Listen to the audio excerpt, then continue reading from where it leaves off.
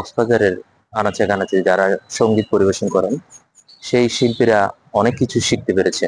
যেমন অনেক স্টেজে ওঠা, মাইক্রোফোন কিভাবে ধরবে, তারপরে কিভাবে গান পরিবেশন করবে, অনেক কিছু এই 3 দিন ব্যাপী কর্মশালায় ঢাকা থেকে গুণী 2 প্রশিক্ষক আসছেন। ওনারা আমাদেরকে সুন্দরভাবে 3 দিন ব্যাপী কর্মশালাটা সমাপ্তি আজকে করিয়েছেন। বাজারে এই ধরনের প্রশিক্ষণ মূলত আগে কখনো হয়নি। সঙ্গীত বিষয়ক প্রশিক্ষণ হয়েছে, কিন্তু সঙ্গীত পরিবেশন বিষয়ক কৌশল নিয়ে যে প্রশিক্ষণ, এটা আমাদের জন্য সম্পূর্ণ নতুন।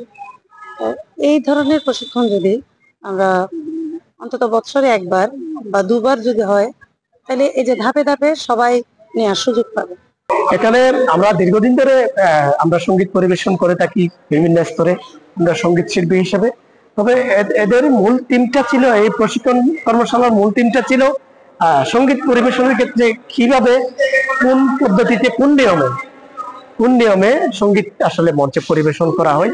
যারা শিল্পী রয়েছেন তারা অনেক বিষয়গুলো যে বিষয়ে মঞ্চের সঙ্গে জড়িত, অনেকে খুব ভালো গান করেন, কিন্তু আমরা তাদের গান মঞ্চে যেভাবে পরিবেশন করা উচিত সে বিষয়গুলোতে আমাদের অনেক বড় বড় শিল্পীরও কিছু কিছু ক্ষেত্রে দুর্বলতা রয়েছে। আর যারা প্রতিশ্রুতিশীল শিল্পী, যারা নবীন শিল্পী, তারা অনেক সময় মঞ্চে উঠলে মোনালিসা হেভি ফ্লো 15 পিস প্যাকেটের সাথে 8 পিসের একটি প্যাকেট একদম ফ্রি। তাদের স্কেল ঠিক থাকে না, পরিবেশন যে দর্শকের সঙ্গে একটা শিল্পীর যে সমন্বয়, এক ধরনের যোগাযোগ স্থাপন, এই বিষয়গুলো খুবই গুরুত্বপূর্ণ। সঙ্গে গান সিলেকশন, আপনি চিন্তা করেন যদি গান সিলেকশনের ক্ষেত্রে আমরা সঠিক সিদ্ধান্ত শিল্পী না নিতে পারেন, সেক্ষেত্রে এটা বুঝতে হয় যে শ্রোতা যারা রয়েছেন, শ্রোতাদের মনোভাব, শ্রোতা কি ধরনের শ্রোতা রয়েছেন, তারা কোন ধরনের গান পছন্দ করবেন, এই বিষয়গুলো কিন্তু খুব গুরুত্বপূর্ণ। আমরা সঙ্গীত পরিবেশন কৌশল মূলত বিভিন্ন যারা সঙ্গীতের আমাদের দেশের দিকপাল রয়েছেন, সঙ্গীত পরিচালক, সঙ্গীত শিল্পী, গীতিকার, সুরকার, বিভিন্ন যারা সফল সাংস্কৃতিক ব্যক্তিত্ব এবং সঙ্গীত শিল্পী, তাদেরকে দিয়েই আমরা এই কর্মশালাগুলো করাচ্ছি। আমাদের দেশে যে মেধা নষ্টের যে পরিকল্পনা ছিল, ওখান থেকে তো 5ই আগস্টের পরে আমরা বেরিয়ে আসছি।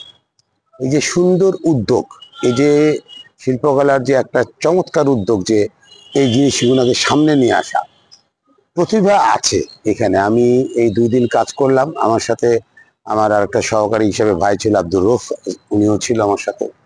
আমরা দুজনে মিলে অনেক পরিকল্পনা চিন্তা করলাম যে এখানে প্রতিভা আছে, কিন্তু প্রতিভা বিকাশের জায়গা নেই।